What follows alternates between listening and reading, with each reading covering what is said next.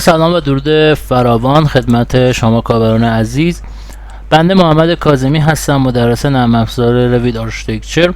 به شماره تماس 0921 586 0468 میخوایم با هم دیگه این دقیقه کمد دیواری رو مدل بکنیم با استفاده از دستور مدلینگ، با استفاده از پارامترها، فرمول نویسی ها، که بتونیم در پروژه های دیگه از این کمد دیواری خودمون استفاده لازم رو ببریم. پس من برای این کار میام وارد محیط رویت خودم میشم، از قسمت فامیلی، نیو، متریک فرنیچر خودم رو انتخاب میکنم، UN خودم رو میزنم، تبدیل واحدم رو بر اساس سانتی متر میگذارم تا 2 رقم اشار و در پایان اوکی. حالا میام در دید نمای فرانت خودم قرار میگیرم، وی رو میزنم، از قسمت انوتیشن کاتگوری لول رو غیر فعال میکنم. حالا RP خودم رو میزنم، شروع میکنیم به در حقیقت تقسیم گذاری اینها. من میام اینسرت میکنم، عکس خودم رو باز میکنم در اینجا و کمی رو کوچیک میکنم و شروع میکنیم به طرز. اگر اینجا در حقیقت خط مرکزیت کمد من باشه، من این رو داشته باشم، یه یونیت اول 1.5 سانتی باید اینجا داشته باشم. پس یه RP میزنم، 75 تا این طرف کار میدم، 75 تا هم این طرف کار میدم و این رو بهش میگم که چی؟ یونیت کمد. این انتخابش میکنم، بهش میگم ضخامت یونیت کمد. درست شد. RP خودم رو میزنم که در حقیقت این عبارت من باشه. میتونم این رو هم اد بکنم که دیگه حالا نخوام هی بیام RP بزنم، یعنی اگر حتی مثلا من اینجا بودم خیلی راحت بیام این رو بزنم و رفرنس خودم رو فعال بکنم. میام اینجا، پس از اینکه من ضخامت یونیت خودم رو اینجا ایجاد کردم، حالا میگه 37 تا نیم عقب میشینیم. پس میام اینجا میگم 37 و نیم، میام اینجا 37 تا نیم این طرف میام قرار میدم. 37 تا نیم دوباره میگه یه یونیت 1.5 سانتی شما این وسط داریم، پس یه یونیت 1.5 سانتی اینجا الان من دارم. بعد از این میگه 77 شما عقب میشینی، 77 هم اینجا عقب میشینم. بعد از 77 دوباره یه 1.5 سانت اینجا تفاوت باید فاصله هم رو برای اون بگیرم. درست شو.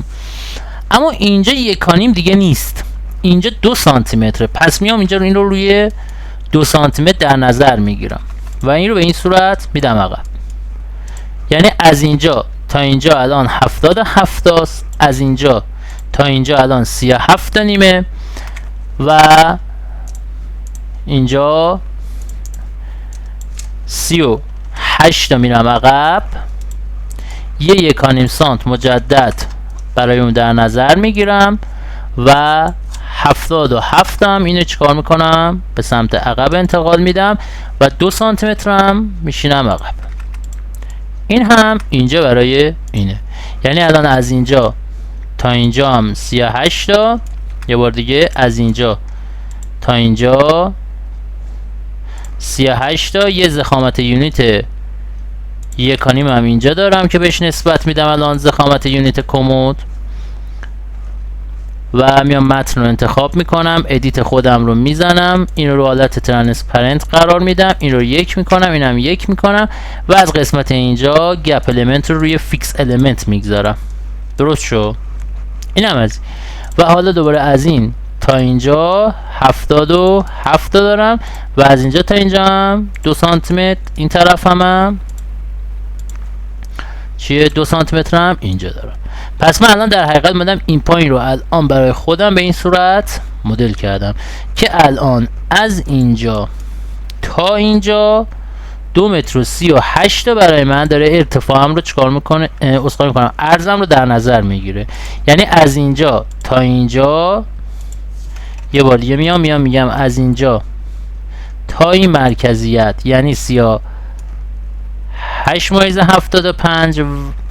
و از اینجا تا در حقیقت اینجا چقدره؟ 118.75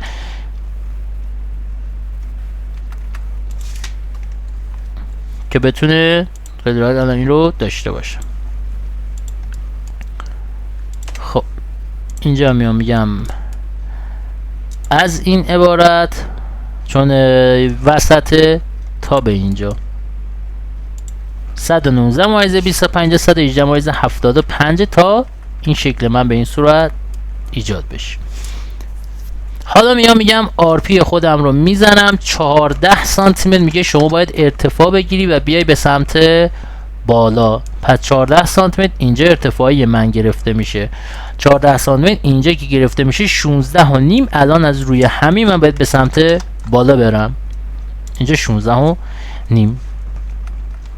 درست شد. من یک کریت میکنم، یک اکستروژن میکنم و این رو به این صورت میدم بالا. اینو قفل میکنم، اینو قفل میکنم، اینو قفل میکنم، ولی بالا رو قفلش نمیکنم، میذارم باز باشه که راحت بتونم اینها رو بالا پایینم رو ایجاد بکنم. خب اینم اینجا من استی میکنم. من الان این رو دارم اینجا در پایین کریت وید اکستروژن، یک تخلیه ای رو این پایین دارم. پس میام اینجا تا اینجا رو میزنم، اینو قفل میکنم، اینو قفل میکنم، اینم قفل میکنم و این رو هم قفل میکنم و دایمنشنی رو برای اون در نظر میگیرم. اینجا 14، اینو هم اینجا، اینو بهش میگم ارتفاع قفسه پایین کمد سمت چپ و این رو بهش میگم که چی؟ طول قفسه پایین کمد سمت چپ و تمام. درست شد.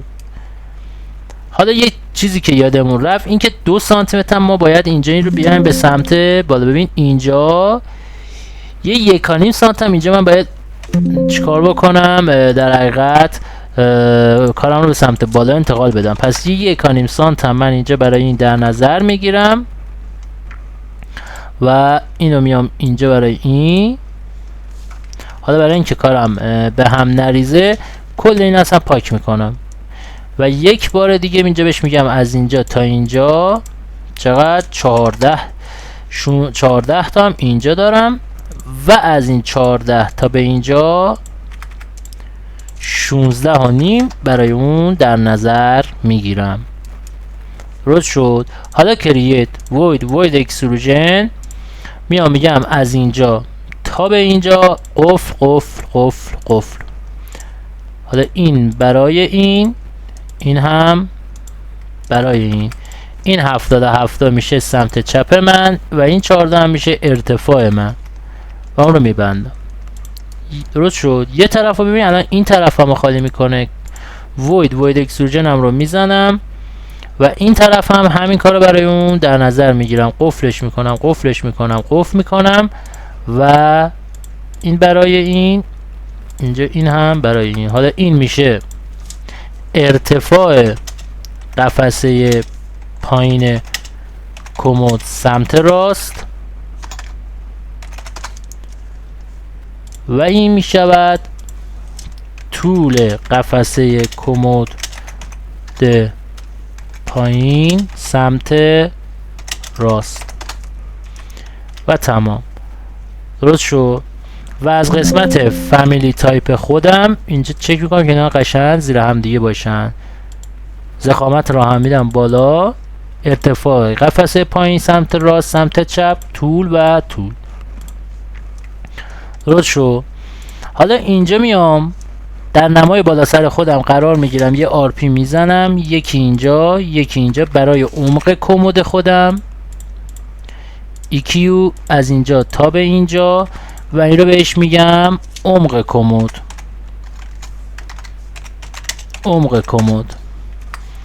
در قسمت فامیلی تایپ خودم وارد میشم، عمق رو هم میارم بالا، عمق کمدم بهش میگم 50 سانتی متر، اپلی و در پایان اوکی. حالا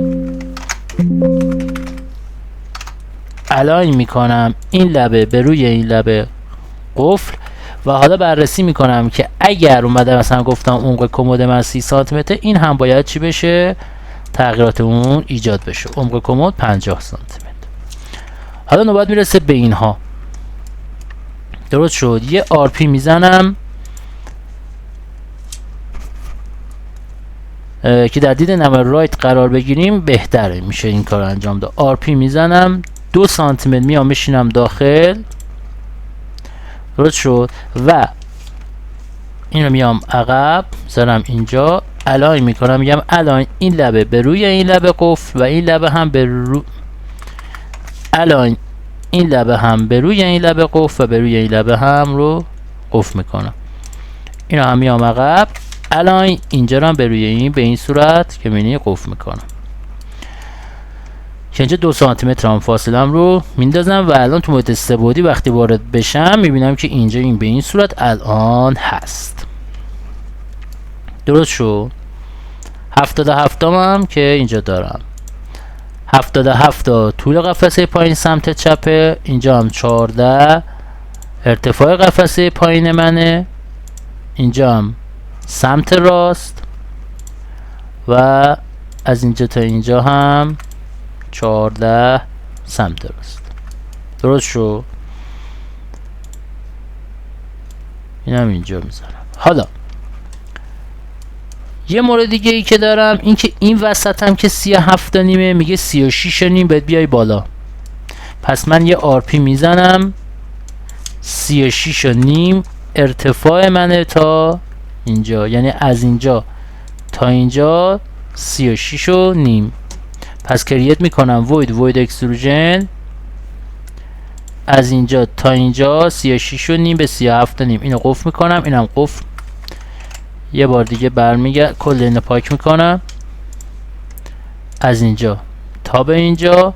این برای این قفل، این برای این قفل، اینم برای این هم برای این. حالا از اینجا به روی اینجا 36 نیم، از این هم برای این 37 نیم. این 37 نیم رو بهش میگم طول قفسه پایین کمد و این رو بهش میگیم که چی؟ ارتفاع قفسه پایین کمد و تمام. درست شد. حالا این رو هم 36 نیم رو میام بهش نسبت میدم 36 نیم و این رو هم اینجا 37 نیم و از دید نمای رایت خودم قرار میگیرم. اینو میذارم اینجا، میگم الاین این لبه به روی این لبه قفل و این لبه هم به روی این لبه قفل. درست شد. ویویر خودم رو میزنم، از قسمت انوتیشن دایمنشن رو غیر فعال میکنم. من الان اینجا این رو دارم، یعنی من الان اگر اینجا قرار بگیرم و ست خودم رو بیام الان روی اینجا قرار بدم، یه بار دیگه ست پیک پلان، میبینم که از اینجا تا اینجا رو میگه چقدر. ویوی خودم رو میزنم، انوتیشن دایمنشنم رو روشن میکنم 1.5 سانتی متر. الان من اینجا چیه؟ فاصله هم رو دارم. اینجا مقیاس من کمی کوچیکتر میکنم. خب اینجا میام اینو میذارم اینجا 1.5 سانتی متر.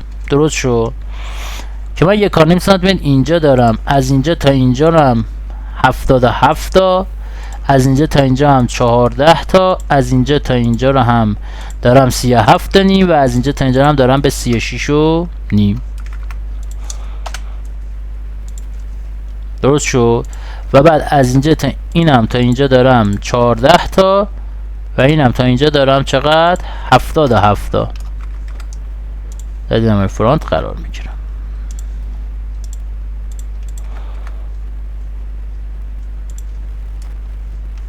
درسته. این تا اینجا من این رو دارم 1.5 سانت فاصله در حقیقت شکل من. حالا من اینکه شما کمی رو درک بهتر داشته باشید که بدونید الان چه اتفاقی میخواد بیفته. ببینید اگر من این رو اینجا داشته باشم و بیایم اینجا حالا بنویسم، چون میخوایم کشو رو طراحی بکنیم، بنویسم کشوی کمد و اون رو اوکی بکنم. از قسمت فامیلی تایپ خودم اینجا create new material rename و این رنگ رو بهش نسبت بدم، یا حالا این رنگ رو و اوکی بکنم و بیام در قسمت رایت خودم قرار بگیرم که تو محیط سه‌بعدی این انتخابش میکنم در دید نمای رایت، اینو میارم بیرون و اینو هم میارم میذارم اینجا. درست شد. تو نمای فرانت خودم قراره که اینو فقط ببینیم.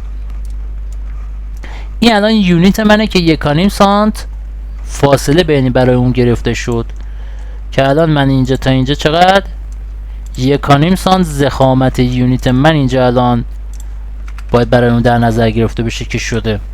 درسته که اینجاست دیگه 1.5 سانت.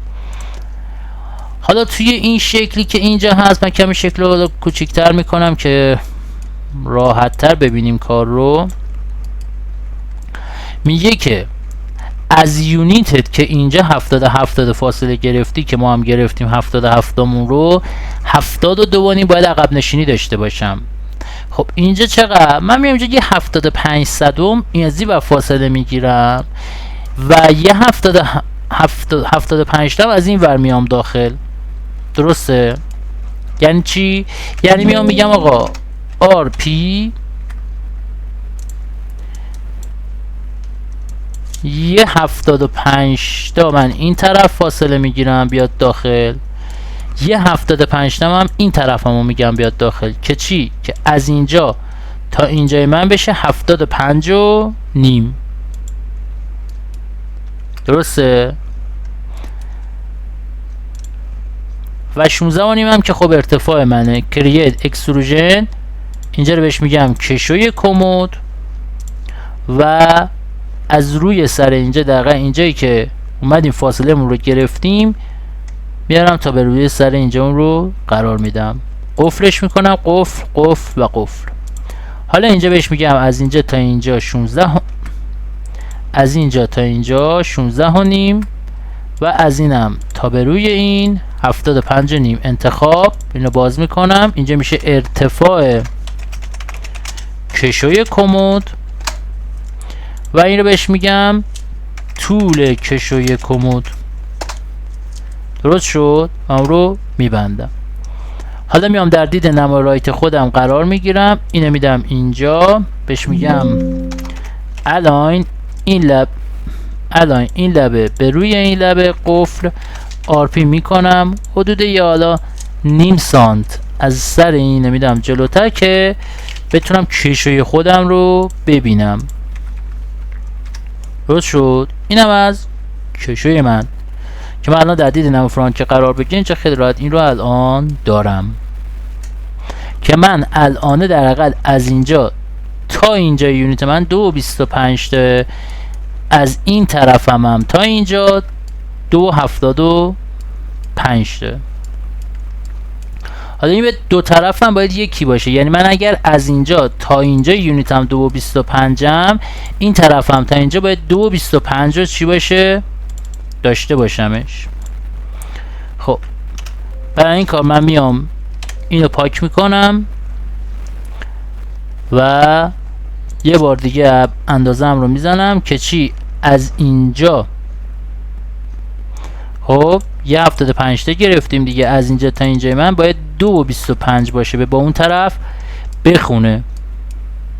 پس اینجا رو میگم 2.25. درست شد؟ اینو میبندم، میام کرییت اکستروژن و یک بار دیگر چیکار میکنم؟ اینو به این صورت میام بالا، اینو به این قفل میکنم، اینو به این قفل میکنم، اینم به این قفل میکنم و تمام. حالا در دید نمای رایت خودم قرار میگیرم، این رو بهش میگم دقیقا نون باشد، ولی برای اینکه اینجا منیج متریال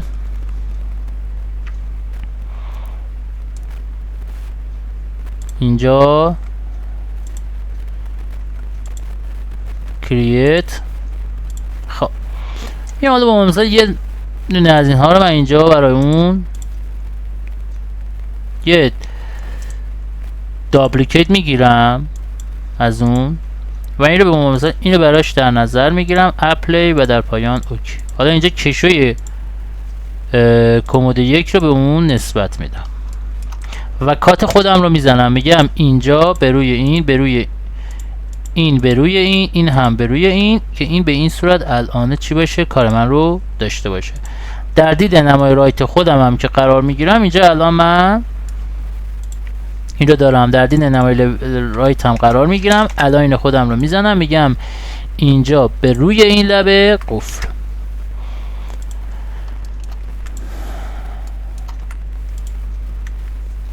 در دید نمای رایت مجدد قرار میگیریم. خب بذارید ببینم چه اتفاق افتاد روی کار. بسیار خب، ما اومدیم این مشکل رو حلش کردیم و اینجا این رو ترسیم کردیم. پس من الان تو دید نمای فرانت خودم که قرار بگیرم و اینجا این رو بیام یک متریال خامی رو در نظر بگیرم برای اون، مثلا این، و اینم به این صورت بکنم. این رو الان به این صورت دارم، 70 16 و نیم، 72 و نیم، که اینجا 16 و نیم من الان میشه ارتفاع کشوی کمد و این هم طول کشوی کمدم میشود 75 و نیم. درست شد؟ و حالا هم تو که ببینید از اینجا تا اینجا من 2 و 25 تا مثل همون طرف دارم، که از اینجا تا اینجا هم 75 تا و از اینجا تا اینجا هم 1.5 سانتم برای این طرف چیه؟ فاصله هم رو دارم. این تا اینجا. خب این ورم من باید همین کارا بکنم براش. پس میام کرییت اکستروژن خودم رو میزنم و اینجا این رو به این صورت برای اون در نظر میگیرم، قفل قفل و در پایان قفل. حالا این برای این و این هم برای این. اینه بهش میگم طول کشوی کمد سمت راست و اینو بهش میگم که چی؟ ارتفاع کشوی کمد سمت راست. درست؟ میبندمش و کشوی کمد رو من به این چیکار میکنم؟ نسبت میدم. اینجا کشوی کمد، میام در قسمت فامیلی تایپ اون وارد میشم، اینجا کشوی کمدم میبینید که دارم. حالا در دید نما رایت خودم قرار میگیرم، انتخاب، اینو میدم عقب، بهش میگم الاین این لبه به روی این لبه و این لبه هم اینجا به روی این لبه، به این صورت. این طرف هم یکشو برای اون دارم. حالا در دید نمای فرانت خودم قرار میگیرم. اینجا هم من باید 75 تا به سمت عقب بشینم. درسته؟ پس میام اینجا یه آر پی میزنم، 75 تا این طرف اومدیم عقب برای اون طرفمون، 75 تا هم این طرف اومدم عقب. پس این حالا باز میکنم، میام میگم الاین این لبه به روی الاین این لبه، یا اصلا میام برای اینکه خیالم راحت باشه اینو کلا پاک میکنم، میگم کرییت اکستروژن از اینجا تا به اینجا، قفلش میکنم، قفل قفل و در پایان قفل. حالا اینو میدم اینجا برای این هم میدم اینجا یه بار دیگه دایمنشن، این هم برای این به این صورت. این اینجا میشه ارتفاع من سمت راست و ارتفاع طول کشوی سمت راست رو هم 75 و نیم برای اون در نظر میگیرم. خب این ارتفاع کشوی سمت راست، اینجا می نویسم ارتفاع کشوی کمد سمت چپ، طول قفسه پایین کمد، طول کشوی سمت راست، این هم اینجا میام بالا، طول قفسه پایین کمد هم میام زیر این قرار میدم، ارتفاع کشوی سمت چپ، ارتفاع کشوی سمت راست، طول کشوی کمد سمت راست و یک عبارتی هم اینجا الان به این میدم که چی؟ طول کشوی کمد پایین سمت راست. و این رو میام تو قسمت فامیلی تایپ، این هم میارمش کجا؟ به زیر این، که طول کشوی کمد پایین سمت راست.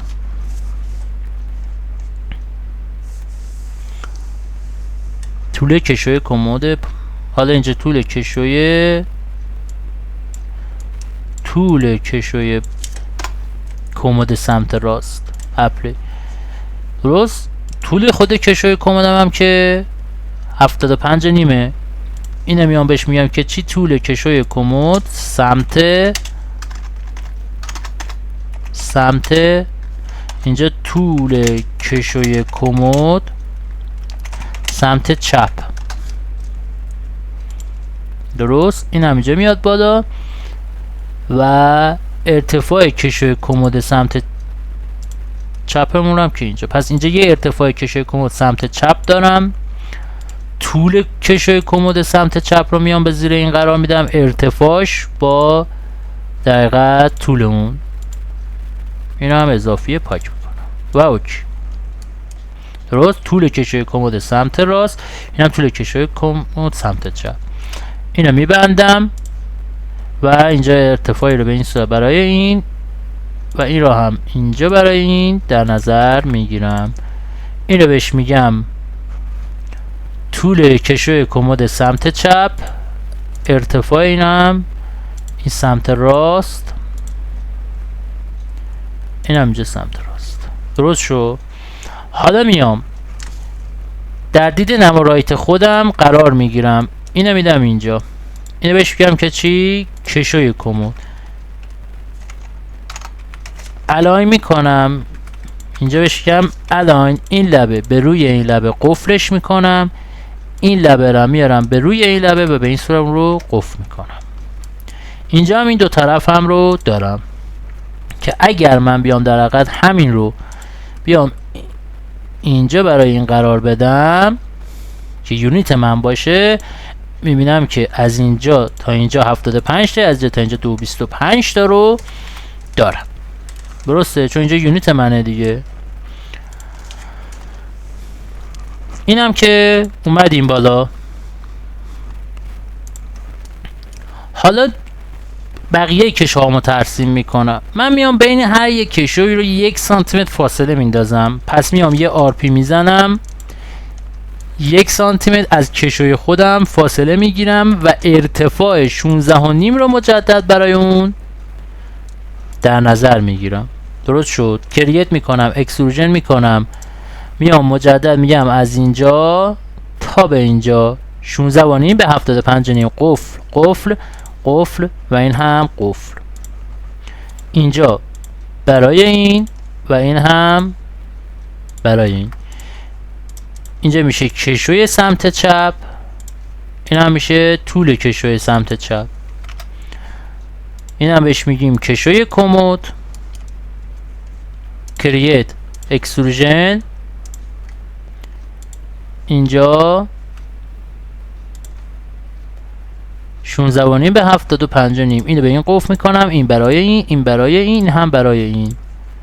این هم اینجا میشه برای این، این هم اینجا میشه برای این. این 16.5 سمت راست و 75.5 هم سمت راست که این هم کشوی کمد بهش نسبت میدم. حالا اینجا تا به این 16.5، از این هم به این 75.5 که اینجا 75.5 سمت راست و اینجا 16.5 سمت راست. درست شو. حالا میام در دید نما رایت خودم قرار میگیرم، اینو میدم عقب، اینو هم اینجا میدم عقب. حالا بهش میگم که چی؟ الاین. این لبه به روی این لبه به روی این لبه قفل و این لبه به روی این لبه و به روی این لبه. یه بار دیگه الاین. این لبه به روی این لبه قفل، این لبه هم به روی این لبه قفلش میکنم. الاین.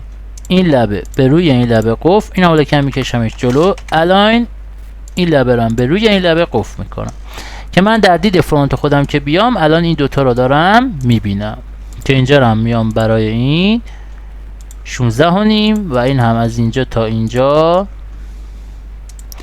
75.5 دارم. این میشه 75.5 سمت چپ و این هم میشه ارتفاع کشوی سمت چپ. من این رو بازم میام بالا چون یونیت منه دیگه، که شما اول درکش رو داشته باشید بعد اینو کلا پاکش میکنم. دوباره یه 1 سانتی متر میام برای کشوی بعدیم در نظر میگیرم و 16.5 رو بهش چیکار میکنم؟ نسبت میدم و دوباره میگم کرییت اکستروژن از اینجا تا به اینجا. اینو برای این قفل میکنم، اینو به این قفل میکنم، اینو به این قفل میکنم، اینم به این قفل میکنم. از این برای این هم به این برای این. اینو میام اینجا بهش میگم 16.5 سمت چپ و 75.5 سمت چپ. این هم اینجا بهش میگم کشوی کمد. یکی دیگه این طرف دوباره دارم اکستروژن، قفل قفل قفل و این هم قفل. میام میگم از اینجا به اینجا، این هم از اینجا به اینجا 16.5، اینجا 16.5 سمت راست و اینجا 75.5 سمت راست و تمام. اینا هم بهش میگم که چی؟ کشوی کمد. حالا در دید نمارایت خودم قرار میگیرم، اینو میدم اینجا، اینا هم میدم اینجا. الان این لبه به روی این لبه به روی این لبه قفل، این لبه به روی این لبه و به روی این لبه قفل. در دید نمارایت خودم وارد میشم و اینجا الان میگم این هم برای این و اینجا هم برای این. این هم اینجا ارتفاع کمد سمت راست و 75.5 سمت راست و دوباره اینجا از این برای این، از این هم برای این. اینو میام انتخابش میکنم، بهش میگم سمت چپ و این هم سمت چپ. اوکی، اینم تا اینجا یونیت منه، اینم تا اینجا یونیت منه. درست شد. من تو متصل بود که بیام اینجا میبینید که یونیت رو دارم میبینم. خب این احتمالا نیومده بیرون. میام در دید نمارایت خودم قرار میگیرم و اینو میام اینجا براش در نظر میگیرم، الاین میکنم که این لبه قراره به روی این لبه من بشیند تا به این صورت شکل من الان دیده بشه. درست شد. اینا رو هم پاک میکنم. خب حالا اینجا میگم از این برای این، اینجا هم برای این، از این هم برای از این از این عبارت برای این، این هم برای این طرفم این طرفم برای این و این هم برای این. که اینجا 16.5 سمت راست باید بشینه و اینجا هم 75.5 سمت راست. این طرف 16.5 سمت چپ و این طرف 75.5 سمت چپ میشین و این طرف هم 75.5 سمت چپ و این طرف هم 16.5 سمت چپ رو به اون نسبت میدهم. این هم اینجا 75.5 سمت راست رو که حالا میگه نمیذارم، مشکلی نیست. من تا اینجا این رو دارم. درست شد. وی خودم رو میزنم، انوتیت، دایمنشن هم غیر فعال میکنم. درست شد. حالا من ارتفاع رو کمی چیکار میکنم؟ برم بالاتر تا به کار خودم برسم. در دید نمای فرانت وقتی در عقب من بدم اینجا این 36.5 خودم رو رفتم، 38 رو هم داشتم دیگه. 38 الان میگه ارتفاع 68 رو به در نظر بگیری. پس میام یه RP میزنم و 68 رو چیکار میکنم؟ برای اون در نظر میگیرم.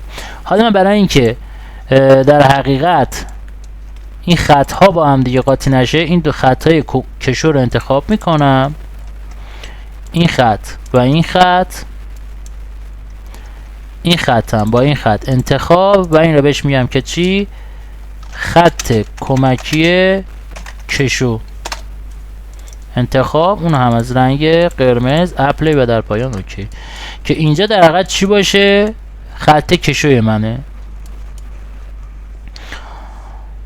چقدر الان گفته بریم بالا؟ 68 میگه ارتفاع باید بگیری و به سمت بالا انتقال پیدا بکنی. الان از اینجا تا اینجای من چقدره؟ 68 تا. درست؟ اینجا میشه ارتفاع کمد، ارتفاع قفسه لباس های بلند، ارتفاع قفسه پایین کمد لباس های بلند. اوکی. و این رو بهش میگم که چی؟ عرض قفسه پایین کمد لباس های بلند. درست شو. میام کرییت void extrusion، این انتخاب میکنم، میگم از اینجا تا به اینجا قفلش میکنم، اینم قفل میکنم، اینم قفل میکنم، اینم قفل میکنم. حالا میگم از اینجا تا اینجا و از اینجا تا اینجا. اینو بهش میگم ارتفاع کمد لباس های بلند و 38 دارم، اینجا بهش نسبت میدم. حالا میام در قسمت فهمیدتر اینا رو با هم دیگه مرتب میکنم. عرض قفسه لباس های بلندم اینجا میام بهش کار میکنم نسبت میدم و اینجا ارتفاع با عرض، ارتفاع قفسه پایین، طول قفسه پایین کمد، ارتفاع کشوی کمد سمت چپ، طولش، ارتفاع سمت راست سمت بلند، ضخامت یونت، ارتفاع کمد کشوی پایین اینجا سمت راست میام میذارمش اینجا، ارتفاع قفسه پایین کمد سمت چپ اینم میذارم اینجا، طول قفسه کمد پایین سمت چپ هم میام اینجا براش در نظر میگیرم و این رو هم میام به سمت راست در نظر میگیرم، اینجا طول قفسه کمد پایین سمت راست و اوکی. حالا چک فینیش خودم رو که بزنم در دید رایت خودم قرار میگیرم، اینو میام اینجا.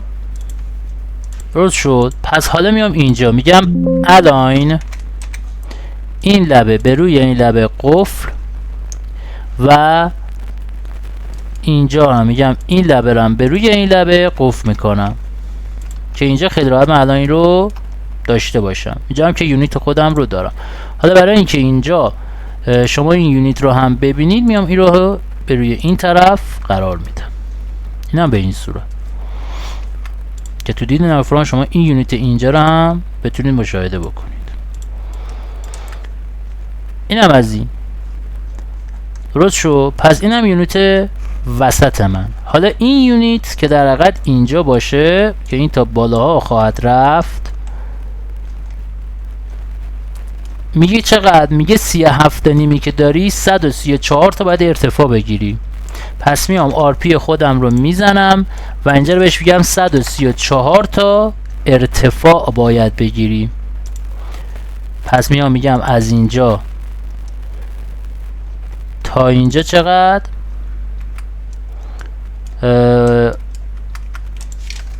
عذرخواهی میکنم، از روی اینجا، یعنی از اینجایی که در حقیقت این کوچیک من هست، من یه 1.5 سانت اول باید یه فاصله برای اون بگیرم، یه 1.5 سانت اینجا به این میدم و بعد بهش میگم که چقدر؟ 134 تا ارتفاع برو بالا و اینجا از این عبارت تا به اینجا. این انتخابش میکنم، بهش میگم ارتفاع قفسه لباس های بلند. درست؟ اونم که اینجا پایین براش زده شده. حالا اگه خواستی میتونی بیا بگی اینجا رو هم بگی از اینجا تا اینجا هم که 37.5 چیه در حقیقت؟ تو عرض قفسه لباس های بلنده. درست شو؟ حالا کرییت void extrusion، میام اینجا بهش میگم از روی این تا به اینجا که 134 به 37 انتخاب میکنم. اینو به این قفل میکنم، این به این قفل، این هم به این قفل. حالا اینجا دایمنشناش رو براش فعال میکنم، از اینجا برای این و از اینجا هم برای این. انتخاب 134 برای این و 37 هم عرض قفسه لباس بلنده به این نسبت میدم. در دید نما رایت خودم قرار میگیرم، اینو به سمت عقب میدم، الاین میکنم، این لبه به روی این لبه قفل و این لبه را هم به روی این لبه قفل میکنم. درست شد؟ پس این هم شد. اینجا در حقیقت در دید نمای فرانت خودم قرار میگیرم و این را هم تا اینجا میارم بالا. پس من اینجا این یونیت این وسط رو هم دارم. درست شد؟ پشت بند اینجا که 68 رو در حقیقت دارم ایجاد میکنم و یونیت من داره به سمت بالا میاد که این باشد، که اینجا این یونیت منه. میگه 38 رو که داری 33 تا باید ارتفاع بگیری. از کجا؟ میگه از 68 یه 1.5 سانت اول میای بالا از این 68 که اومدی، پس یه آرپی میزنم، یه 1.5 سانت میام بالا و چقدر؟ 33 تا ارتفاع میگیرم. 33 سانت ارتفاع اون رو برای اون در نظر میگیرم. یعنی از اینجا تا اینجا 33 تا و از اینجا تا اینجا 38 تا. پس اینجا رو الان بهش میگم ارتفاع قفسه وسط کمد و اینجا 38 رو بهش میگم که چی؟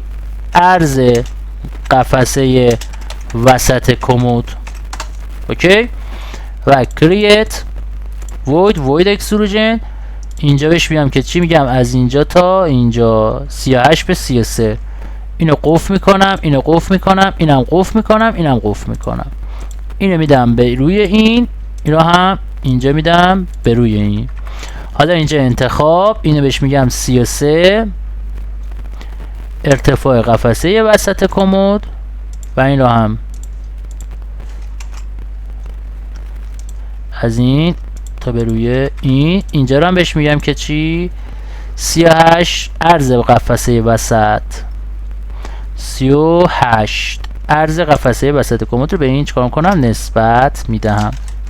حالا در دید نمای رایت خودم قرار میگیرم، اینو میدم عقب، میگم الاین، این لبه به روی این لبه قفل و این لبه هم به روی این لبه قفلش میکنم. این هم از این مورد. درست؟ حالا چند تا دیگه به رو سر این بره بالا؟ 2 تا دیگه به رو سر همین بره بالا. پس دوباره یه 1.5 سانت من باید از بالای سر این آزاد بکنم. اینجا 1.5 سانت از روی سر این آزاد، 33 تا ارتفاع. درست؟ کریت void extrusion میام اینجا و میگم این بیاد به روی این، اینو به این قفل میکنم، اینو به این قفل میکنم، این به روی این هم به روی این.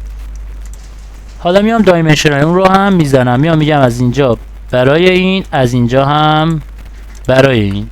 اینجا 33 دقیقاً ارتفاع قفسه وسط رو بهش نسبت میدم، از روی این هم به روی این. 38 دارم برای وسط در نظر میگیرم. اینجا هم 38 تا عرض قفسه وسط کمد باید باشه. اینم عرض قفسه وسط کمد. 38 تا هم اینجا، اینم عرض قفسه وسط کمد و از روی این تا به روی اینجا، اینو هم اینجا نسبت میدم و این رو بهش میگم ارتفاع قفسه وسط کمد. درست شد؟ میام تو محیط رایت خودم قرار میگیرم، اینو میام عقب، الاین، این لبه به روی این لبه و این لبه هم به روی این لبه. میبینم که این طرف هم ایجاد کرد. حالا در دید محیط فرانت خودم قرار میگیرم، ارتفاع بعدیم چقدره؟ 33.5. پس میام آرپی رو میزنم و ارتفاع خودم رو 33.5 در نظر میگیرم. این تا اینجا که از اینجا تا اینجا چقدره؟ 1.5 سانت. می‌بینیم که خودش برای من خیلی راحت این 1.5 سانت بالا سر منو ایجاد کرد. درست شد. حالا کرییت میکنم void extrusion و از روی این تا به اینجا 33 و نیم. یه موردی که هست، من اینجا 33 و نیمی که دارم باید یه 1.5 سانت هم اول بالای سرین رد بکنم بعد به اون برسم. درست شد. پس RP خودم رو میزنم، یه 1.5 سانت اول فاصله هم رو میگیرم برای اون و بعد میام میگم 33 و نیم ارتفاع که دقیقاً روی سر خود این الان داره اینجا ایجاد میکنه برای من. که حالا ببینیم یک جای اینجا رو اشتباه کردیم که داره روی سر ایجاد میشود. خب من میام دسته قفسه پایین رو پاک میکنم، اینا هم پاک میکنم، اینا هم پاک میکنم، اینا هم پاک میکنم. از روی قفسه خود این بالا که دقیقاً اینجا باشه میگه 33 و نیم میای پایین. RP اول یه 1.5 سانت به سمت بالا میشینم، یه 1.5 سانت میرم بالا و پشت بندش میگم 33 و نیم بیاد پایین که اینجا در حقیقت از اینجا به روی اینه 33 و نیم و از اینجا هم به روی اینجا 38 که اینجا 33 و نیم 33 و نیم.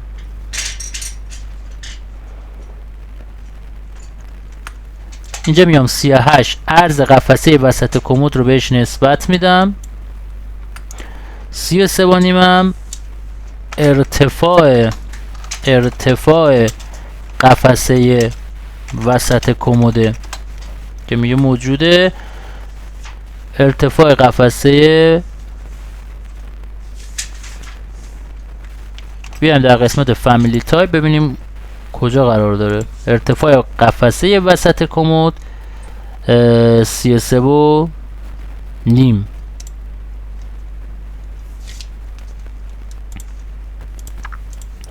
حالا میام میگم create void extrusion و از اینجا تا به اینجا اینو قفل میکنم، اینو قفل و در پایین هم قفل. حالا اینو میام برای این به این صورت انتخاب میکنم، اینو هم برای این به این صورت انتخاب میکنم. خب اینجا 33 و نیمم رو برای این در نظر میگیرم و این رو هم عرض وسط کمد رو برای این در نظر میگیرم. خب میام در قسمت فامیلی تایپ خودم وارد میشم و باز به اینها رو ما هم دیگه مرتب میکنم. ارتفاع قفسه کمد، عرض قفسه وسط کمد. اوکی. حالا میگه از اینجا تا اینجا 33 تارم اینجا میگه دارم به همون 38 تایی که داشتیم. اینجا میشه 33 ارتفاع قفسه وسط کمد و 38 عرض قفسه کمد. create void extrusion. اینجا میام و میگم از روی این تا به روی این، اینو برای این قفل میکنم، بر روی این قفل، این بر روی این قفل، اینم بر روی این قفل. از دایمنشن کمک میگیرم برای این و این هم برای این. حالا اینجا 33 میام ارتفاع بهش میدم، اینم بهش میگیم عرض وسط. اوکی. اینجا هم که داریم. پس میام create void extrusion و این رو هم اینجا 33 به 38 در نظر میگیرم. اینو به این قفل میکنم، اینم به این قفل میکنم و از روی این به روی این، از این هم برای این به این صورت قفل میکنم. 33 ارتفاع و اینجا هم 38 عرض قفسه کمد. میریم در محیط رایت خودمون وارد میشیم، اینو میدیم عقب، اینو هم میدیم عقب، اینو هم میدیم عقب. بسیار. حالا میام میگم الاین این لبه به روی این لبه، به روی این لبه، به روی این لبه قفل. اینجا هم به روی این لبه، به روی این لبه و به روی این لبه قفل میکنم. خب اینجا رو هم میبینیم که خیلی راحت من الان این سه تا کشو هم چیکار کردم، دقیقا این سه تا قفسه رو برای کمدم ایجادش کردم.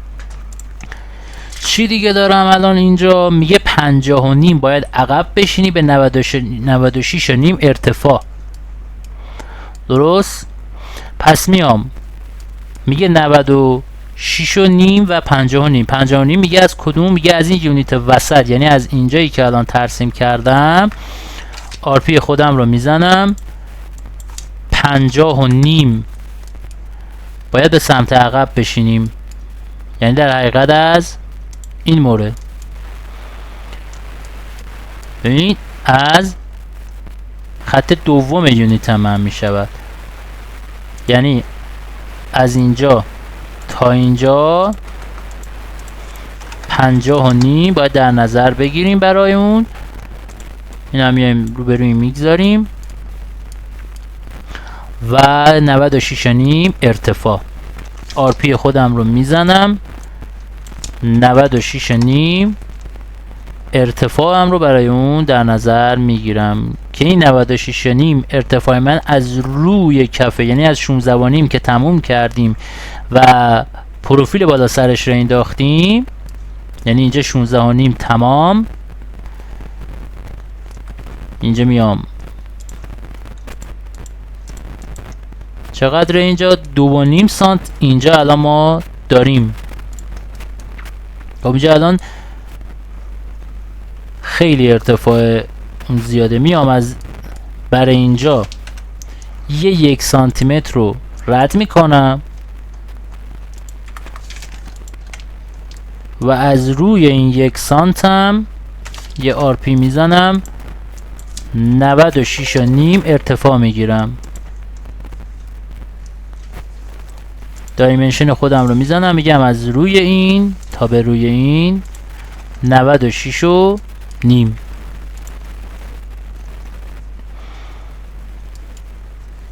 خب که اینجا از بالا سر این 1 سانت، چرا؟ چون اینجا ما 1 سانتی متر فاصله گرفته بودیم برای بالا سر اینها. درست شو؟ اینجا هم که تا اینجا چقدر بود داشتیم؟ 14 تا که میشه 14 ارتفاع قفسه پایین سمت راست من. اینجا 96.5 رو دارم، یه 50.5 هم اینجا دارم. پس دوباره کریت void اکستروژن. اینجا میام برای اینو به این قفل میکنم، اینو به این قفل میکنم، این به روی این هم به روی این. حالا دایمنشن کمک میگیرم میگم برای این از روی این هم برای این به این صورت در نظر میگیریم. اینجا باید بشه 50.5. خب این عقب میریم، یه بار دیگه از روی اینجا تا به روی این برای این قفل می شود، این برای این قفل می شود، این برای این هم برای این. از اینجا به اینجا این هم میارم اینجا به روی این قفلش میکنم، یه الاین میکنم این لبه به روی این لبه. اینکه خیالم راحت بشه یه بار دیگه ترسیمش میکنیم. مثلا اینجا به روی این اینو به این قفل میکنم، این به روی این به روی این هم اینجا به روی این. حالا این لبه با این دایمنشن میخوره،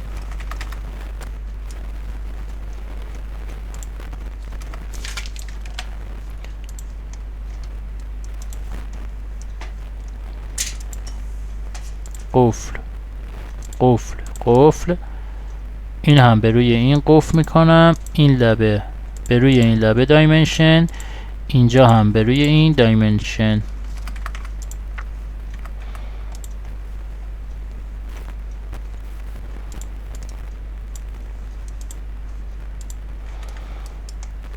خب حالا اینجا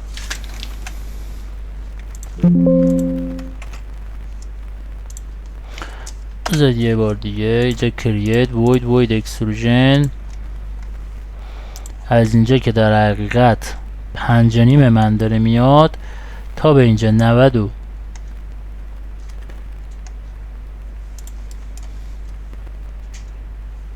96.5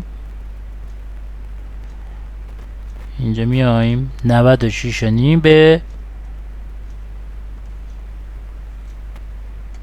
5.5.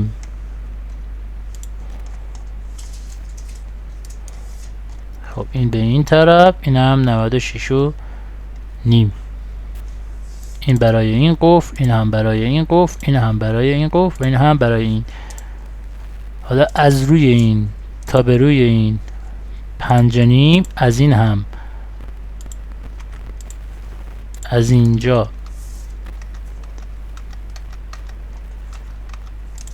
به روی این هم 96.5. این هم انتخابش میکنم، میگم ارتفاع قفسه لباس های بلند، که ارتفاع قفسه وسط کمد لباس های بلند و این عبارت عرض قفسه وسط کمد لباس های بلند.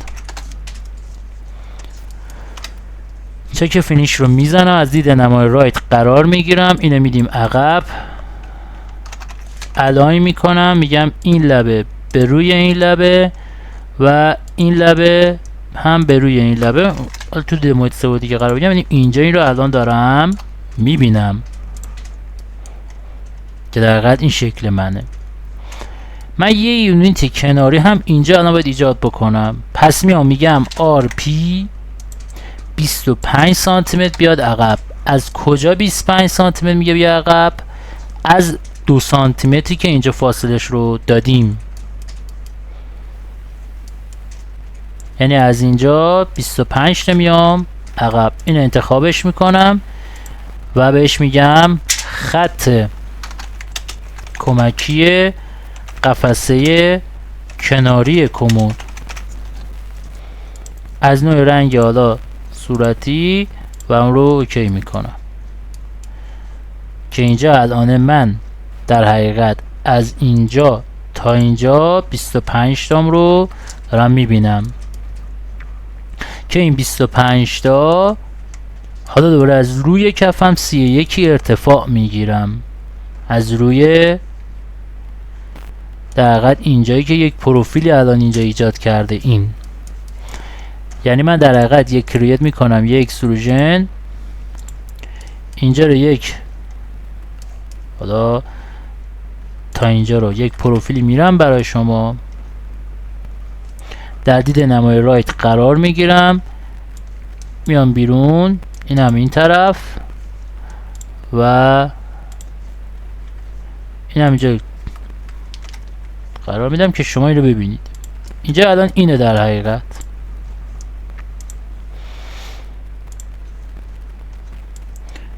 هم اینجا درسته. توی نمای فرانت که قرار بگم شما الان اینجا این رو داریم. ببینید توی شکل من الان این پروفیل اینجا رو بالا سر در حقیقت کمدم دارم که 1 سانتی متر قرار شد بیاد بالای سر کمد بشینه، پس این میاد اینجا و الان من اینو به این صورت دارم که از روی این میگه 25 تا شما باید 31 باید ارتفاع بگیری. پس میام RP خودم رو میزنم، 31 ارتفاع میگیرم برای اون، میام بالا و اون هم که 25 تا از روی اینجا تا به روی این 31، اون هم 25. اینجا میشود ارتفاع قفسه کناری کمد سمت راست و این 25 عرض قفسه کناری کمد سمت راست. کریت void extrusion از اینجا تا به اینجا 25 به یه بار دیگه از این مورد تا به اینجا 25 به 31 25 به 31 قفل قفل قفل قفل. حالا از روی این تا به روی این 31 از اینجا هم به روی این 25 که این 31 می شود قفسه کناری، 25 هم قفسه کناری و تمام. در دید نمای رایت قرار می گیرم، اینو میدم، میگم الاین این لبه به روی این لبه قفل و این لبه هم به روی این لبه قفل. این شد اولی من در حقیقت.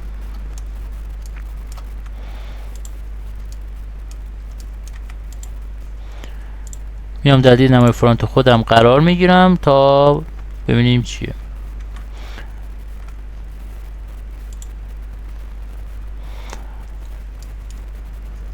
حالا مجدد یک سی یکی دیگه باید به سمت بالا انتقال پیدا بکنه. پس یه آرپی میزنم، 1.5 سانت یک چارچوبی رو در نظر میگیره، 31 میره بالا. create void extrusion و از اینجا تا به اینجا 31 به 25 قفل قفل قفل قفل. اینو میگیریم برای این، از این هم برای این. این هم اینجا 31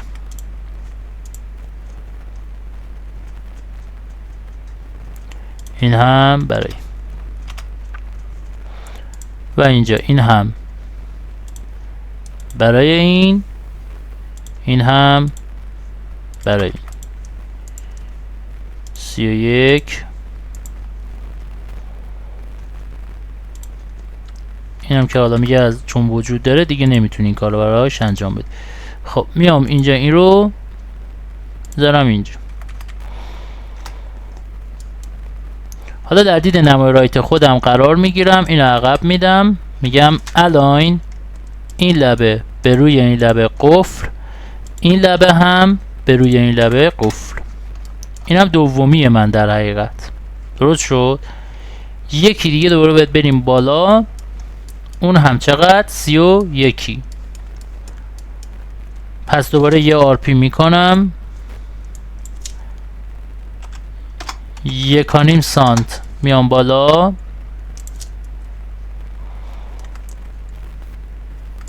یه بار دیگه اینجا 31 مون تموم شد، دومیمون. پس یه آرپی میکنم، 1.5 سانت میام بالا و 31 ارتفاعم رو میگیرم. create void extrusion و از اینجا تا به اینجا 31 به 25 قفل قفل قفل، این هم قفل. حالا از اینجا به روی این، این هم از این به روی این.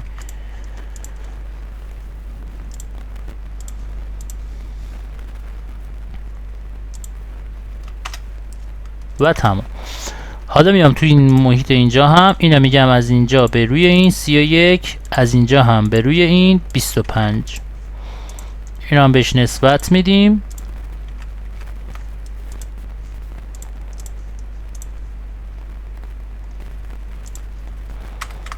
حالا در دید نمای رایت قرار میگیرم، اینو میام جلو، الاین این لبه به روی این، الاین این لبه به روی این لبه قفل، این لبه هم به روی این لبه قفل. این هم در حقیقت سومین خالی کردن قفسه من. حالا همین رو این طرف کماد هم داریم.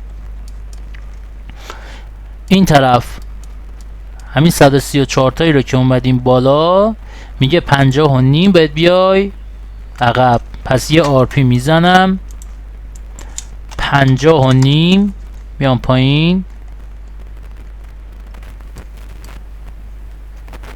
یه 50 من عقب میشینم که چی؟ که میگه الان شما از در حقیقت اینجا یونیتد تا اینجا 50.5 باید داشته باشیم که این 50.5 اینجا اینو بهش نسبت میدم به ارتفاع 96.5 به ارتفاع 96.5 یه RP میزنم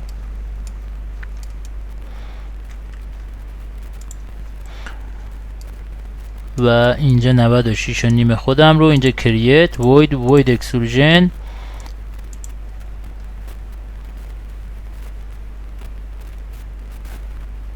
از اینجا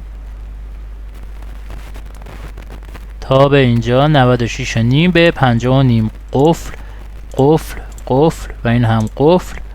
حالا دایمنشنش کمک میگیریم، این برای این و این هم برای این. اینجا 96.5 برای این مورد و این هم 50.5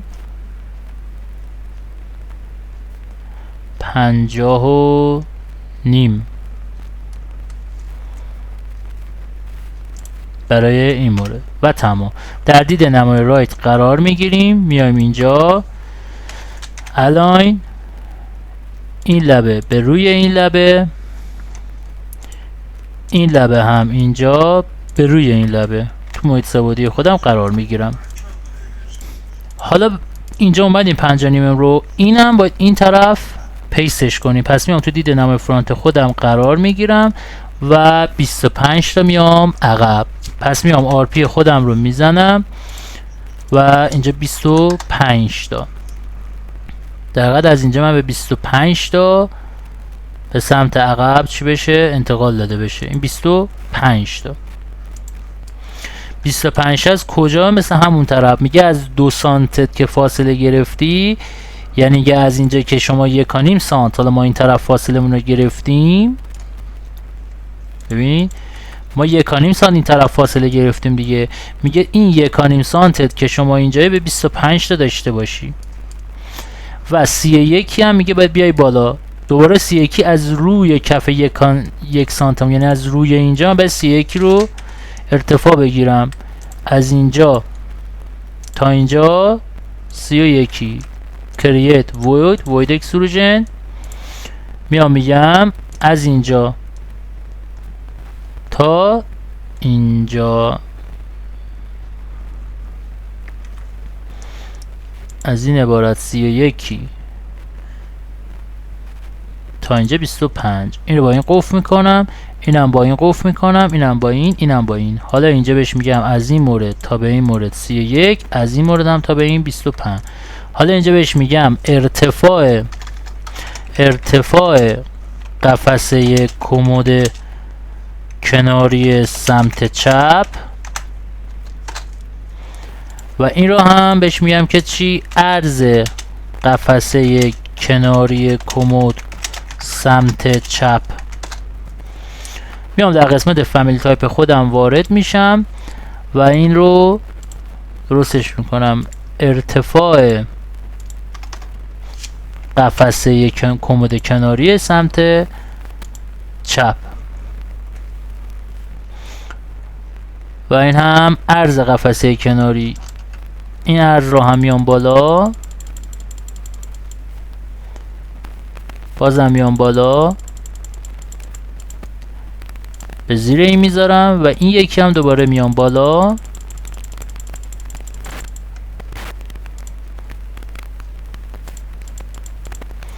این هم برای این مورد و اوکی میکنم و تمام. دوباره در دید نمای رایت خودم قرار میگیرم، اینو میدم عقب، بهش میگم الاین این لبه به روی این لبه قفل، الاین این لبه هم به روی این لبه قفل. یک جای رو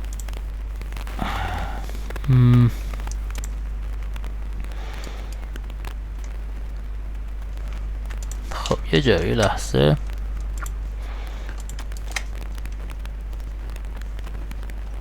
الاین از اینجا تا اینجا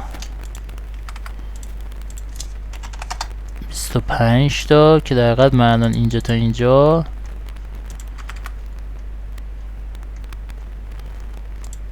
یک و نیم سانتی، یک فاصله برای این در نظر میگیرم و از اینجا تا اینجا 25 تا که این الان اینجا میشود عرض سمت چپ علاوه ارتفاع، این هم اینجا میشود کناری سمت چپ.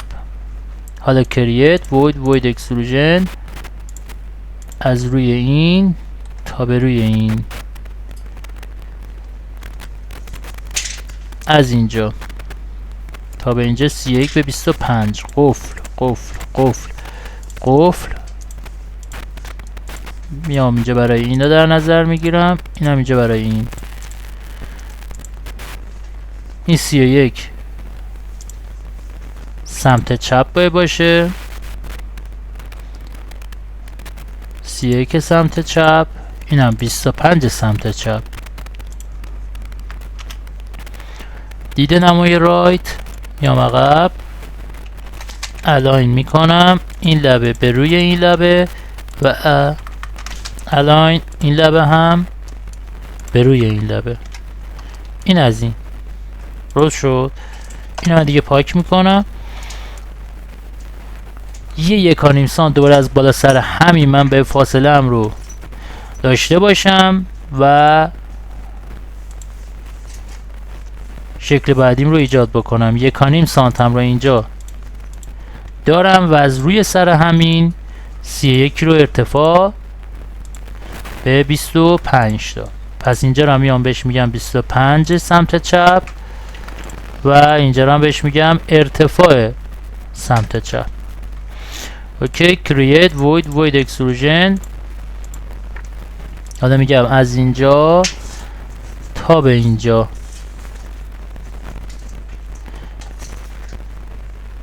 این هم این قفل قفل قفل قفل. میام میگم از اینجا به روی این، از این هم به روی این. 31 سمت چپ، 25 سمت چپ. نمای رایت الاین این لبه به روی این لبه قفل، این لبه هم به روی این لبه قفلش میکنم و در دید نمای فرانت سومی خودم را هم ایجاد میکنم. این هم اینجا 31 و از اینجا تا اینجا، از اینجا تا در حقیقت اینجا این هم 25 که این هم ارتفاع سمت چپ رو بهش نسبت میدیم. create void exclusion 31 به 25. این هم قفل قفل قفل قفل و حالا میام اینجا این رو میدم به این هم میدم به این. 31 وسط، 31 سمت چپ، این هم اینجا 25 سمت چپ. نمای رایت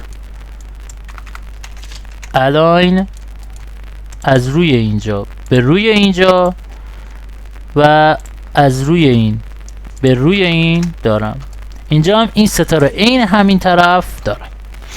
حالا بریم برای اینکه داخل اینها رو چیکار بکنیم. یک لوله چوب لباسی قرار بدیم. سویپ خودم رو میزنم، اسکیچ پسم رو میزنم، ست خودم رو فعال میکنم و پنسل رو اینجا قرار میدم. اینو میدم اینجا.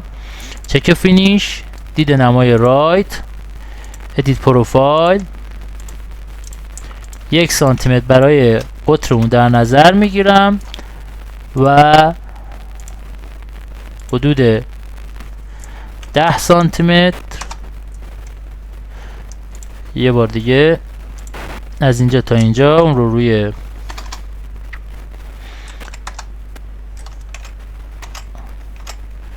این هم اینجا چک فینیش و این رو حدود 1 سانتی متر میارمش 10 سانتی متر. 5 سانتی متر میام پایین در دید نمای رایت خودم قرار میگیرم، وایر فریمم رو میزنم، ستم رو اعمال میکنم به روی اینجا LI، این میاد برای این و این هم اینجا برای این مورد. حالا این هم اینجا موو از روی این به روی این. خب استی خودم رو میزنم و یک عبارتی به عنوان لوله چوب لباسی به اون چکار میکنم؟ نسبت میدم و رو اوکی میکنم. یکی دیگه هم دوباره اینجا کریت سویپ اسکچ پس ست خودم رو میزنم و اینو روی این لبه قرار میدم، چک فینیش در دید نمای رایت قرار میگیرم، ادیت پروفایل 1 سانتی متر تمام. اینجا هم بهش میگم لوله چوب لباسی، در دید نمای رایت قرار میگیریم و 10 سانتی متر هم اینو میام پایین، بررسیش کنیم ببینیم که چقدر اومدیم پایین. از اینجا تا این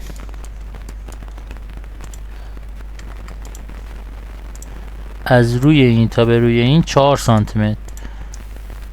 این هم اینجا میارمش بالا میذارمش و در حقیقت از اینجا تا اینجا 5 سانتی متر میام پایین. دوباره در دید نمای رایت باید قرار بگیرم، وایر فریم خودم رو بزنم، ست خودم رو فعال کنم، LI این اینجا برای این موو از روی این برای این، اینه به این پاک میکنم، اینم برای این. حالا تو محیط سه‌بعدی خودم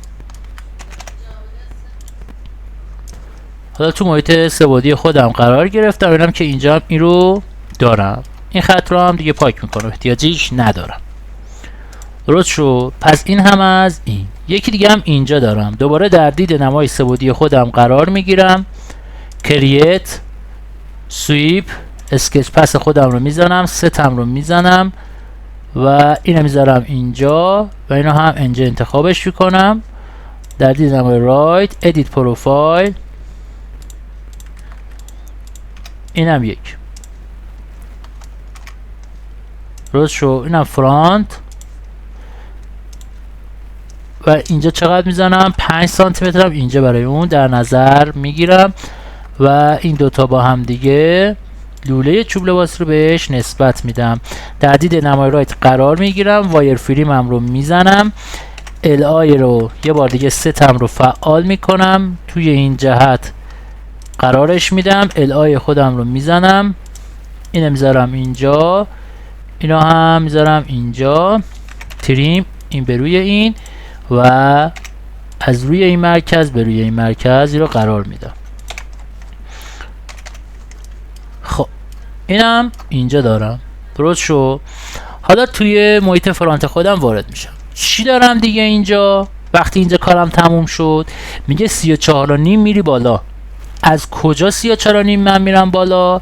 از روی سر 31 هم یه 1.5 سانت باید فاصله بگیرم، یعنی از روی روند آخرم، یعنی از در حقیقت از اینجام که نیم سانته 2 PM.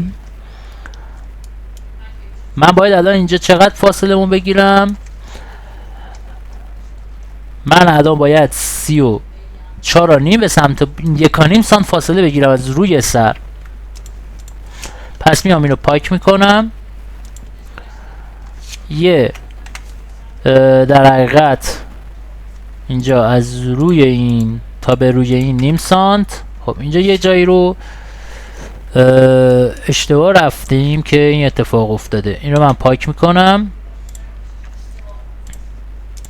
خب میام اینجا، چون الان اینجا حد آخرم میخواد تموم بشه، 1.5 سانت باید اینجا داشته باشم، پس 1.5 سانت هم رو ارتفاعم رو برای اون در نظر میگیرم و بعد اینجا میام 1/31 رو برای اینجا در نظر میگیرم، اینجا اکسروژن میگم از اینجا تا به اینجا 31 به 25. اینو به این قفل میکنم، اینو به این قفل میکنم، این به این، اینم به این و تمام. درست. و این طرف هم همین کارو میکنم، create void extrusion و اینجا. خب یه لحظه ببینیم که اون طرف رو پاک کردیم یا نه. نه این طرف رو داریم. خب میام در محیط سه‌بعدی خودم وارد میشم، در دید محیط رایت اینجا، اینو میام عقب، در دید فرانت ادیت خودم رو میزنم، اینجا میام میگم این به روی این و این هم اینجا به روی این. اینجا 31 سمت راست، اینجا هم 25 سمت راست، 25 سمت راست. رایت رو میزنم، الاین میکنم، میگم این لبه به روی این لبه قفل و این لبه هم به روی این لبه به این صورت قفلش میکنم. درست شو که الان من 1.5 سانتم خیلی راحت اینجا چیه داشته باشم. این هم میارم اینجا میذارم، اینجا، این هم اینجا درست، این هم درست. و حالا از روی این 1.5 سانتم که دقیقا بالای سر کار منه 34.5 ارتفاع باید بگیرم. پس میام یه RP میزنم، 34.5 ارتفاع میگیرم از روی در حقیقت کف اینجا. یعنی از اینجا تا اینجا من باید 34.5 ارتفاع داشته باشم. 77 هم من باید برم اون طرف. خب 77 من یعنی چی؟ یعنی این خطم میشه در حقیقت اینجا. پس در حقیقت میگم این خط تا این خط تا به این خطم برسه 77 هم اینجا دارم. و بعد از 34.5 حدود 2 سانتی متر به سمت بالا شیفت میشه. RP 2 سانتی متر هم اینجا من به سمت بالا میام. create void extrusion اینجا انتخاب. حالا بهش میگم که چی؟ از اینجا تا به اینجا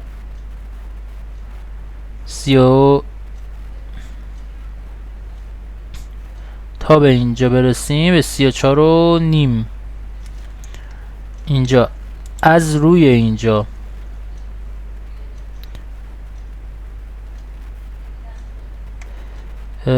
تا به 34.5 میشود. از اینجا تا به اینجا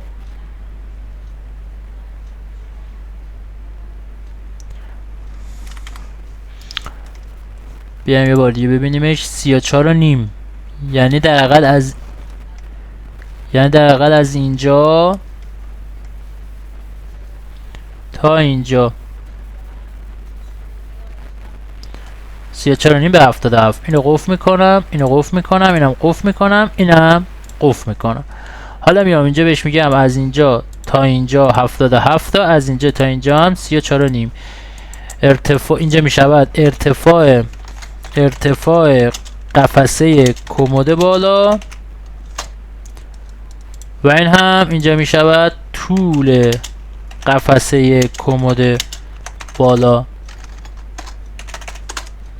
روز شد. اوکی. در دید نمای رایت قرار میگیرم، این میاد اینجا، الاین میکنم، میگم این لبه به این لبه قفل و از اینجا هم این به روی این. در دید محیط سه‌بعدی قرار بگیرم اینجا که این رو دارم. پس میام دید نمای فرانت هم قرار میدم، اینجا برای این، اینجا هم برای این و اینجا هم برای این. حالا برای اینکه کم اینها بهتر چیز باشه میایم میگیم که 5 سانتی متر این بیاد پایین، این هم اینجا انتخاب، از اینجا تا اینجا 5 سانتی متر هم این بیاد پایین و اینجا این هم انتخاب، از اینجا تا اینجا 5 سانتی متر هم این بیاد تا پایین. درست شو. حالا میام دوباره تو دید نمای فرانت خودم قرار میگیرم. من وقتی الان این روبرو این کارو انجام دادم، از بالای سر 33.5 خودم 33.5 دوباره 1.5 سانت باید فاصلم رو داشته باشم و ارتفاع چقدر میره بالا؟ 31 رو در نظر میگیره. یعنی از اینجا تا اینجا، از اینجا تا اینجا الان من میگم RP 31 الان باید ارتفاع داشته باشم. این تا اینجا، یعنی میگه الان از بالای سر اینجا در حقیقت 33.5 هم من باید چقدر؟ 31 رو فاصله داشته باشم. و بعد چقدر؟ 77 من دوباره میگه از پشت این یونیت، یعنی میگه از اینجا تا به در حقیقت از اینجا تا به این یونیت 77. این هم اینجا 77 من میشه طول قفسه کمد بالا. 31 مونم که اینجا میشود ارتفاع قفسه کمد بالا که داریمش. خب میام حالا میگم create void extrusion. اینجا از روی این تا به روی این رو به این صورت در نظر میگم. اینو قفلش میکنم، اینم قفل میکنم، اینم قفل میکنم، اینم قفل میکنم. حالا میگم از اینجا به روی این، اینجا هم DI، اینجا دایمنشن از این به این، اینجا 31 ارتفاع قفسه بالایی کمد، 31 ارتفاع اینجا میشود ارتفاع قفسه وسط بالای کمد و این رو طول قفسه کمد بالا بهش تو قسمت 77 نسبت میدم. تهدید نمای رایت قرار میگیرم. اینجا اینو میدم عقب. الاین این لبه به روی این لبه قفل و این لبه هم به روی این لبه قفل. این هم اینجا الان من چی رو به این صورت دارم که میشود اینجا. درسته؟ این نمایه در حقیقت فرانت منه. این اینجا به زیر این طرف هم که الان باید دوباره بگیرم.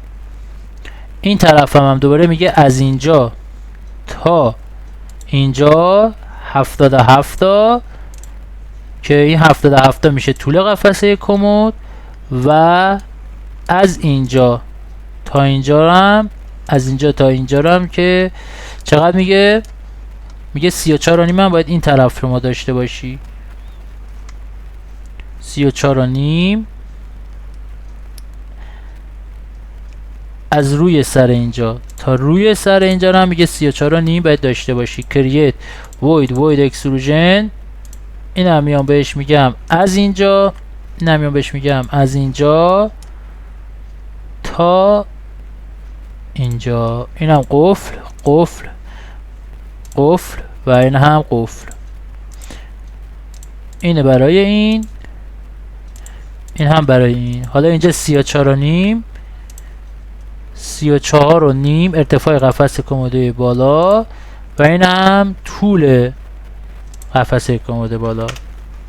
تهدید نمای رایت قرار میگیرم. اینو میدم عقب.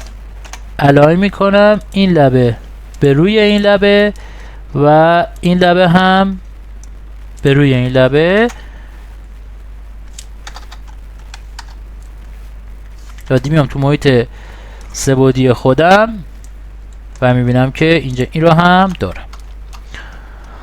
حالا یه مشکلی که الان اینجا پیش اومد مبنی بر اینه که الان من تو دید نمای فرانت خودم قرار میگیرم. اینو میدم تا اینجا. خب اینجایی که این الان میخواد اتفاق بیفته و این الان داره چیز میشه، این باید تا زیر این خط من بشینه. درسته؟ یعنی در واقع تهدید نمای فرانت خودم که قرار میگیرم من الان باید اینو اینجا داشته باشمش و قفلش بکنم. درست؟ و حالا بیام بگم از اینجا تا به اینجا 96 تا. اینم ریبولدش رو بزنم. که اینجا خیلی راحت من این رو داشته باشم و این رو هم میام میذارم الان اینجا و 5 سانتی متر اینو میام الان پایین، 5 سانتی متر میام پایین. درسته؟ اینجا الان من خیلی راحت این شکلم رو دارم که من این رو میام تا به اینجا به این صورت قرارش میدم که به روی این حالا میام اینم برای اینکه حالا با این یکی باشه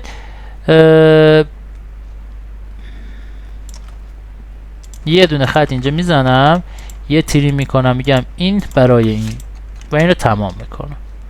درست شد؟ در دید نمای فرانت خودم میگم از اینجا تا اینجا، یه بار دیگه از اینجا تا اینجا 25 تا. اینم بهش میگم ارتفاع قفسه بالای کمد. درست شد؟ و تمام. و در دید نمای رایت خودم که قرارش بدم اینم که خیلی راحت اینجا کار من ایجاد شد. و در دید نمای فرانت خودم که الان اینجا هست قرار میگیرم. چقدر دارم؟ از اینجا تا اینجا 2 سانت الان فاصله من میباشه. حالا میام اینجا این رو هم باز میکنم 34.5. خب ببین 34.5 من از اینجا تا اینجا که میام الان من این رو از اینجا برش میدارم، دیای خودم رو میزنم، میگم از اینجا تا اینجا 33 تا الان که باید 34 تا باشه. پس میام این رو اینجا میزنمش، قفلش میکنم و حالا بهش میگم از اینجا تا اینجا 34.5 که اینجا بهش میگیم که 34.5 ارتفاع قفسه کمد بالا رو بهش نسبت میدهیم. اینم من به این پاک میکنم، این هم اینجا 34.5. اینا هم اینجا به روی این به این صورت در نظر میگیرم و حالا این رو هم اینجا میگم الاین، میگم این لبه به روی این لبه قفلش میکنم و تمام. این رو هم میارم اینجا به این صورت در نظر میگیرم براش که دیگه اینجا من حالا اینم پاک میکنم، اینا هم پاک میکنم و اینجا الان من این رو دارم که در حقیقت اینجا هم یه 2 سانتی متر قرار شد براش در نظر بگیرم و اینجا میام این خط رو انتخاب میکنم میارمش بالا، اینجا رو هم این خط رو هم انتخاب میکنم، اینا هم به این صورت میارم بالا که از اینجا تا اینجا شد 1.5 و اون طرفمون هم به همین صورت. اون طرفمون هم این رو انتخابش میکنم، اینو میام بالا و اینجا این طرف خط رو هم انتخاب میکنم، اینو هم میارم بالا و اینجا هم شد 1.5، اینو هم شد 2. درست؟ در مورد سوادی خودم که باشم الان من اینجا خیلی راحت می‌بینید که اینها رو دارم، تماما این شکل رو تونستم مدل بگم. من این رو پاک میکنم، این رو هم پاک میکنم، این رو هم پاک میکنم. درست شد؟ حالا میام میگم این طرف هم یه دونه دیگه از این چوب لباسی دارم، پس میام کریت، میام اینجا سویپ اسکیپ پس رو میزنم، ست رو میزنم و ست پیک اینجا میزنم، این رو هم میزنم اینجا، چک، در دید نمای رایت قرار میگیرم، ادیت پروفایل و 1 سانتی متر اینجا برای اون در نظر میگیرم و تمام. و این رو هم بهش میگم لوله چوب لباسی و در نمای فرانت قرارش میدم و بهش میگم 5 سانتی متر، اینو بیاد پایین، در دید نمای رایت وایر فریم صفحه کاری خودم رو میزنم، LI رو میزنم، اینو میدم اینجا، اینو هم میدم اینجا، اینو میام تا به اینجا برسه و این رو موو میکنم از روی این تا به روی این، این هم اینجا پاک کنم، یه استیم میزنم و برمیگردم به کار خودم. حالا میبینم خیلی راحت من اینجا این رو دارم میبینم. حالا نوبت میرسه به اینکه خیلی راحت دیگه حالا درب و اینهای اون رو بگذارم. درست شو؟ برای درب گذاشتنش میام در دید نمای حالا همون مود سبودی خودم قرار میگیرم، کریت اکستروژن، ست خودم رو فعال میکنم اینجا، این به روی این و یک دربی رو من میام اینجا برای اون در نظر میگیرم، از اینجا تا به این اینم میارم بهش تا این آخر، اینو تاییدش میکنم، اینو بهش میگم درب کمد، درب کمد. اوکی، از قسمت فامیلی تایپ خودم وارد میشم و این رو درستش میکنم، بهش میگم درب کمد. درب کمد خودم رو میزنم، اینجا کشوی کمده، درب کمد اینجا انتخاب و بهش میگیم که درب کمد و از قسمت اینجا بهش میگم که چی 235 به 195 اپلی و در پایان اوک، اپلی و در پایان اوک. درست شو.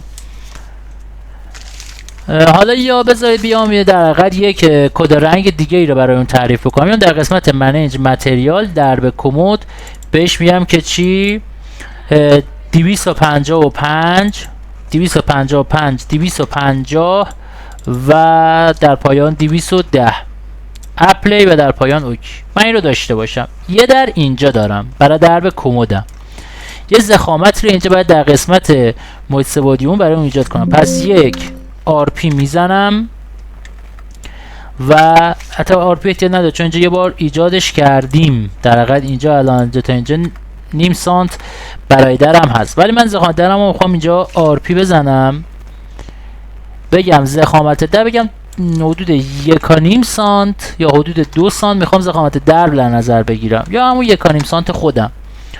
1.5 سانت هم رو میام اینجا برای درم چیکار میکنم در نظر میگم، پس الاین میکنم، میگم این لبه به روی این لبه.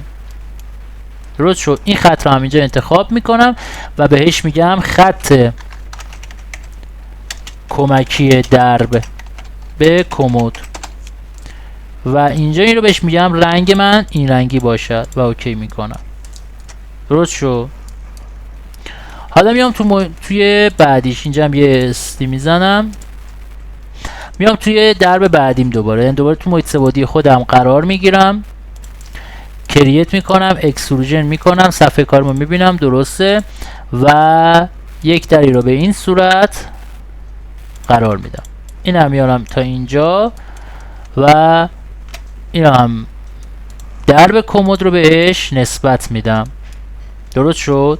دوباره کریت اکستروژن و اینجا رو میام پایین، این هم میذارمش اینجا و این رو میدم به این طرف درب کمد. درسته. دوباره کریت اکستروژن، این هم میذارمش تا به روی اینجا، این برای این هم اینجا برای این و این هم اینجا برای این درب کمد. اوکی. حالا در دید نمای بالا سر قرار میگیرم، الاینم رو فعال میکنم، میگم این لبه به روی این لبه، به روی این لبه و به روی این لبه، که اینجا در حقیقت ضخامت درب‌های منه که درهای بالا سرم هم الان میذارم کریت اکستروژن از اینجا تا اینجا. حالا این هم که میام بالاتر میذارمش اینجا، این هم درب کمد، دوباره کریت اکستروژن، این طرفم تا اینجا، این هم اینجا، این هم اینجا بهش میگم درب کمد و دوباره کریت اکستروژن از اینجا تا اینجا که اینجا باشد، به عنوان درب کمد نسبت بهش میدم. اینجا دیگه میره تا آخر میشینه. درست. حالا در دین نمای بالا سر اونم قرار میگیرم، الاین میکنم، این لبه به روی این لبه، به روی این لبه و به روی این لبه. این هم راحت برای درب من شد. این هم حالا خط حالا وسط حالا درب منه که در واقع خودش نشون بده تو محیط رندرینگ من. حالا میام اینجا در قسمت نیو یه تمپلیت رو باز میکنم،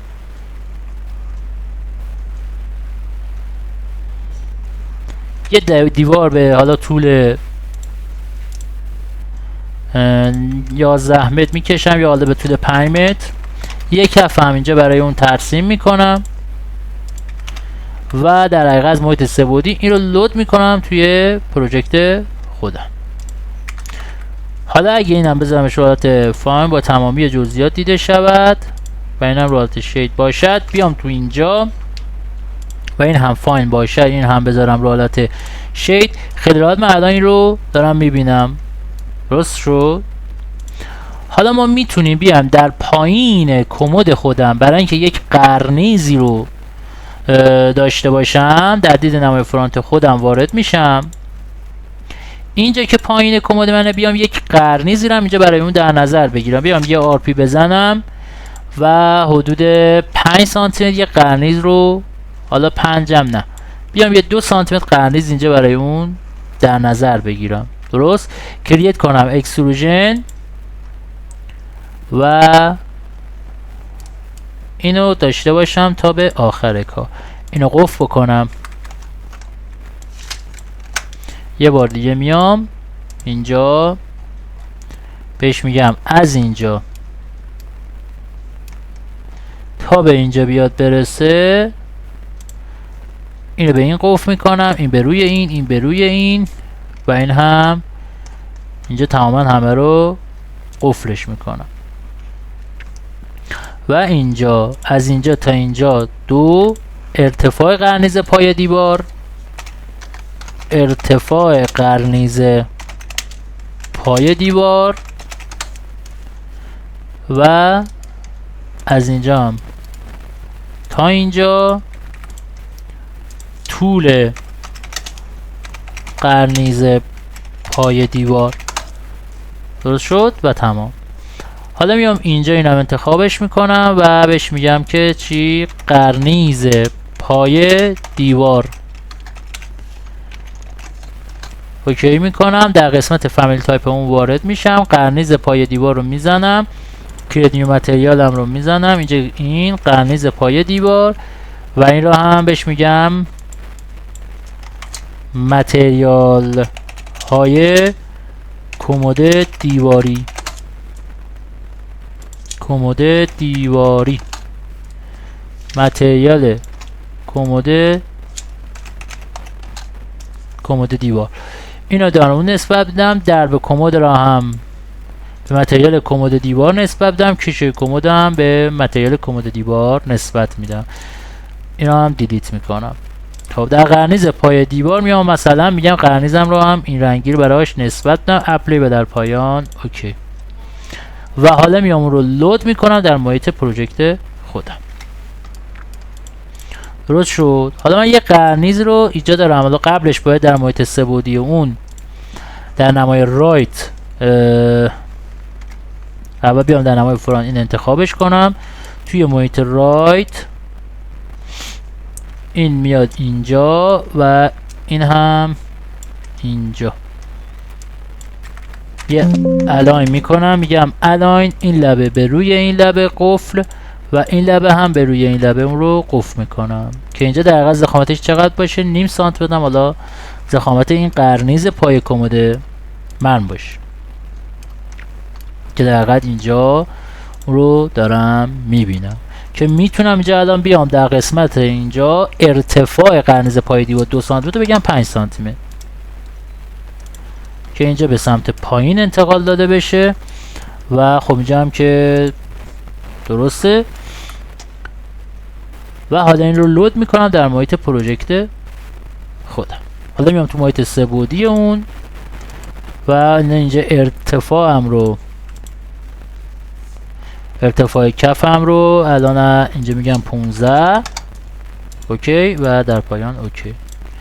حالا کمی هم این رو میام 15 سانتی میارمش بالا جا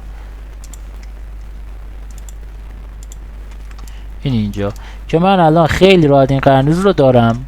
اینجا هم که دیگه اون برم چی میشه در حقیقت؟ دیوارا اینا میخوره و اینجا دیگه اصلا احتیاج به قرنیز به این طرف ندارم. تو که میبینی قرنیز اینجا خیلی راحت داره.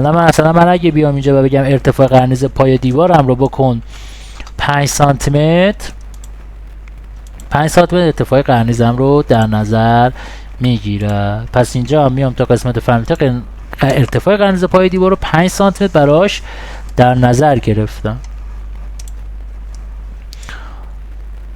یا میتونم حتی اصلا ارتفاع این قرنیز رو هم 10 سانتی متر هم در نظر بگیرم، بگم 10 سانتی متر ارتفاع پای قرنیزم باشه که یه چیز خوبی رو تو محیط سه‌بعدی برای من ایجاد کنه که من اینجا